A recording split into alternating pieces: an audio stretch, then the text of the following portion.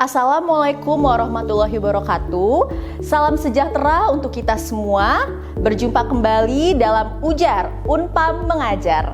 Perkenalkan, saya Sally Komilah, dosen program studi akuntansi S1 Universitas Pamulang, Kampus Serang, yang akan menemani teman-teman dalam membahas dan mendalami mata kuliah Auditing 1. Materi yang akan dibahas kali ini yaitu pengertian auditing, perbedaan auditing dan akuntansi, dan tahap-tahap audit, tujuan audit, jenis-jenis audit, dan yang terakhir jenis-jenis auditor.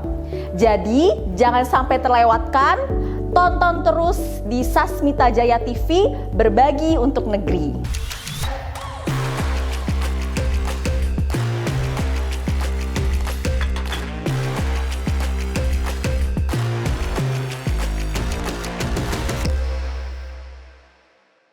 Teman-teman mahasiswa dimanapun berada, materi auditing yang akan kita bahas ini sangat relevan dalam konteks keuangan dan pengelolaan organisasi.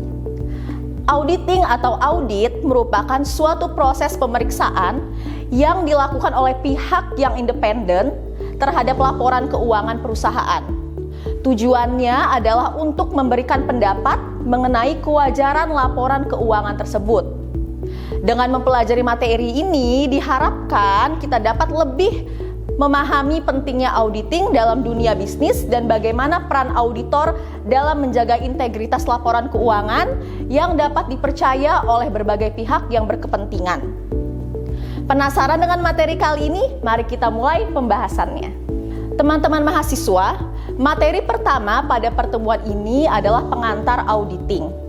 Nah, pengertian auditing itu sendiri adalah auditing memberikan nilai tambah bagi laporan keuangan perusahaan karena akuntan publik sebagai pihak yang ahli dan independen pada akhir pemeriksaannya akan memberikan pendapat mengenai kewajaran posisi keuangan, hasil usaha, perubahan ekuitas, dan laporan arus kas. Nah, kemudian ada lagi nih pengertian auditing lain, yaitu suatu pemeriksaan yang dilakukan secara kritis, sistematis oleh pihak yang independen terhadap laporan keuangan yang telah disusun oleh manajemen beserta catatan-catatan pembukuan dan bukti-bukti pendukungnya, dengan tujuan untuk dapat memberikan pendapat mengenai kewajaran laporan keuangan tersebut. Nah, ada beberapa hal yang penting dari pengertian tersebut yang perlu dibahas lebih lanjut. Yang pertama, pemeriksaan dilakukan secara kritis dan sistematis. Dalam melakukan pemeriksaannya, akuntan publik berpedoman pada standar profesional akuntan publik. Nah, kalau di USA itu disebut dengan Generally Accepted Auditing Standard. Kemudian menaati kode etik IAI dan aturan etika profesi akuntan publik serta mematuhi standar pengendalian mutu. Yang kedua, itu pemeriksaan dilakukan oleh pihak yang independen, yaitu akuntan publik sebagai pihak di luar perusahaan yang diperiksa. Tidak boleh mempunyai kepentingan tertentu di dalam perusahaan tersebut, misal sebagai pemegang saham, direksi, atau dewan komisaris, atau mempunyai hubungan khusus keluarga. Yang ketiga, itu adalah tujuan dari pemeriksaan akuntan adalah untuk dapat memberikan pendapat mengenai kewajaran laporan keuangan yang diperiksa. Laporan keuangan yang wajar adalah yang disusun berdasarkan standar akuntansi yang berlaku umum. Selanjutnya yang perlu teman-teman ketahui adalah perbedaan dari auditing dan akuntansi itu sendiri dan tahap-tahap audit. Nah, untuk pengertian dari akuntansi sendiri, yaitu menurut American Accounting Association, akuntansi merupakan proses pengidentifikasian, pencatatan, pengukuran, dan laporan transaksi keuangan dari suatu organisasi yang dijadikan sebagai informasi dalam pengambilan keputusan ekonomi oleh pihak yang membutuhkan. Kemudian, perbedaannya ya dari akuntansi dan auditing itu merupakan suatu pemeriksaan yang dilakukan secara kritis dan sistematis oleh pihak yang independen terhadap laporan keuangan yang disusun oleh manajemen beserta catatan-catatan pembukuan dan bukti-bukti pendukung untuk dapat memberikan mengenai kewajaran laporan keuangan tersebut. Selanjutnya yang perlu teman-teman ketahui yaitu tujuan dari audit. Tujuan audit laporan keuangan adalah memberikan pendapat atas kewajaran penyajian laporan keuangan organisasi sesuai dengan prinsip akuntansi yang diterima umum di Indonesia. Audit diperlukan karena yang pertama, laporan keuangan kemungkinan mengandung kesalahan baik disengaja maupun tidak sengaja. Kedua, terhindar salah saji yang material dan disajikan sesuai dengan prinsip akuntansi yang berlaku. Ketiga, aset di atas 50 miliar ke atas harus memasukkan audit financial statement. Keempat, perusahaan yang sudah go public. Kelima, pengisian SPT. Selanjutnya, persamaan akuntansi dan audit, yaitu persamaan akuntansi dan objeknya adalah laporan keuangan dan ditujukan kepada pimpinan. Sedangkan perbedaan akuntansi dan auditing itu bersifat analisis, sedangkan akuntansi itu bersifat konstruktif. Kemudian auditing dikerjakan oleh akuntan publik berpedoman pada standar profesional akuntan publik, sedangkan akuntansi dikerjakan oleh pegawai perusahaan. Nah, biasa itu di bagian akuntansi yang berpedoman pada standar akuntansi keuangan. Kemudian yang perlu teman-teman ketahui itu adalah jasa yang dihasilkan oleh profesi akuntan publik yang terdiri dari jasa insurance, jasa profesional independen yang meningkatkan mutu informasi bagi pengambil keputusan. Yang selanjutnya ada namanya jasa atestasi, adalah suatu pernyataan, pendapat atau pertimbangan orang yang independen dan kompeten tentang asersi suatu entitas. Yang selanjutnya, jasa non-insurance adalah jasa oleh akuntan publik yang di dalamnya tidak memberikan suatu pendapat, keyakinan negatif, ringkasan temuan, atau bentuk lain keyakinan. Yang selanjutnya yang perlu teman-teman ketahui adalah jenis-jenis audit yang ditinjau dari luasnya pemeriksaan. Audit itu dibedakan atas yang pertama, pemeriksaan umum atau general audit. Yang kedua, pemeriksaan khusus atau special audit. Nah, untuk pemeriksaan umum atau general audit itu sendiri adalah suatu pemeriksaan umum atas laporan keuangan yang dilakukan oleh KAP independen dengan tujuan untuk bisa memberikan pendapat mengenai kewajaran laporan keuangan secara keseluruhan. Pemeriksaan tersebut harus dilakukan sesuai dengan standar profesional akuntan publik.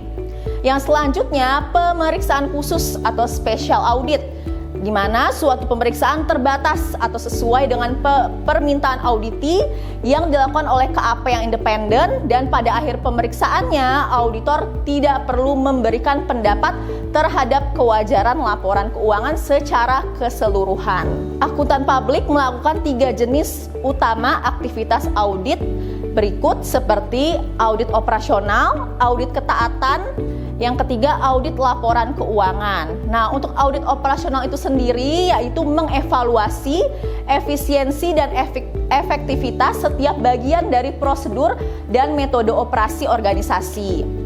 Pada akhir audit operasional, manajemen biasanya mengharapkan saran-saran untuk memperbaiki operasi. Sebagai contoh, auditor mungkin mengevaluasi efisiensi dan akurasi pemrosesan transaksi penggajian dengan sistem komputer yang baru dipasang. Nah, dalam audit operasional, review atau penelaahan yang dilakukan tidak terbatas pada akuntansi, tetapi dapat mencakup evaluasi atas struktur organisasi, operasi komputer, metode produksi, pemasaran, dan semua bidang lain di mana auditor menguasainya. Yang berikutnya, audit ketaatan adalah dilaksanakannya untuk menentukan apakah yang diaudit telah mengikuti prosedur, aturan, atau ketentuan tertentu yang ditetapkan oleh otoritas yang lebih tinggi. Nah, kemudian untuk audit laporan keuangan itu dilakukan untuk menentukan apakah laporan keuangan atau informasi yang diverifikasi telah dinyatakan sesuai dengan kriteria tertentu. Nah, selanjutnya yang teman-teman perlu ketahui adalah jenis-jenis auditor.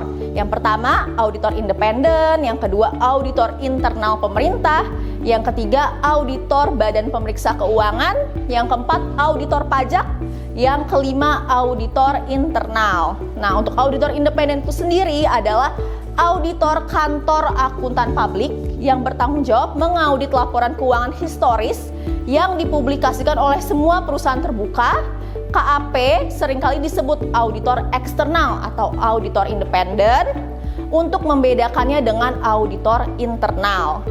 Kemudian auditor internal pemerintah itu adalah auditor internal pemerintah itu merupakan auditor yang bekerja untuk Badan Pengawasan Keuangan dan Pembangunan atau yang bisa kita kenal itu BPKP guna melayani kebutuhan pemerintah. Porsi utama upaya audit BPKP adalah dikerahkan untuk mengevaluasi efisiensi dan efektivitas operasional berbagai program pemerintah. Yang selanjutnya, auditor Badan Pemeriksa Keuangan, yaitu auditor yang bekerja untuk Badan Pemeriksa Keuangan atau BPK Republik Indonesia dengan tanggung jawab utama BPK adalah melaksanakan fungsi audit DPR. BPK mengaudit sebagian besar informasi keuangan yang dibuat oleh berbagai macam badan pemerintah, baik pusat maupun daerah sebelum diserahkan kepada DPR. Selanjutnya, auditor pajak. Jadi Direktorat Jenderal atau Ditjen Pajak bertanggung jawab untuk memberlakukan peraturan pajak. Salah satu tanggung jawab utama Ditjen Pajak adalah mengaudit SPT wajib pajak untuk menentukan apakah SPT itu sudah mematuhi peraturan pajak yang berlaku. Kemudian auditor internal itu dipekerjakan oleh perusahaan untuk melakukan audit bagi manajemen untuk mempertahankan independensinya dari fungsi-fungsi bisnis lainnya. Kelompok audit internal biasanya melapor langsung kepada direktur utama. Teman-teman semua, berdasarkan hasil diskusi kita hari ini, maka dapat kita tarik kesimpulan, yaitu audit dan akuntansi memiliki perbedaan utama dalam fungsinya.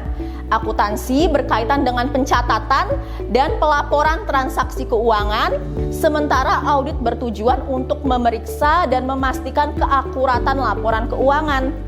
Audit dilakukan untuk memberikan keyakinan bahwa laporan keuangan sesuai dengan standar akuntansi yang berlaku dan bebas dari kesalahan atau kecurangan.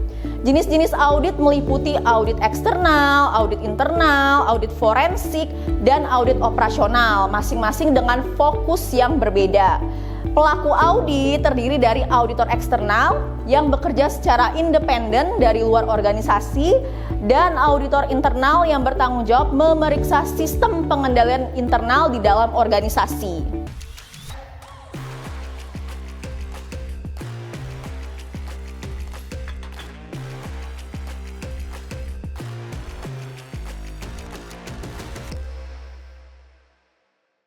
Alhamdulillah, selesai sudah materi pada pertemuan ini. Semoga materi ini dapat bermanfaat bagi kita semua. Terima kasih bagi semua yang sudah mengikuti materi hari ini. Kurang lebihnya saya mohon maaf. Terima kasih. Wassalamualaikum warahmatullahi wabarakatuh.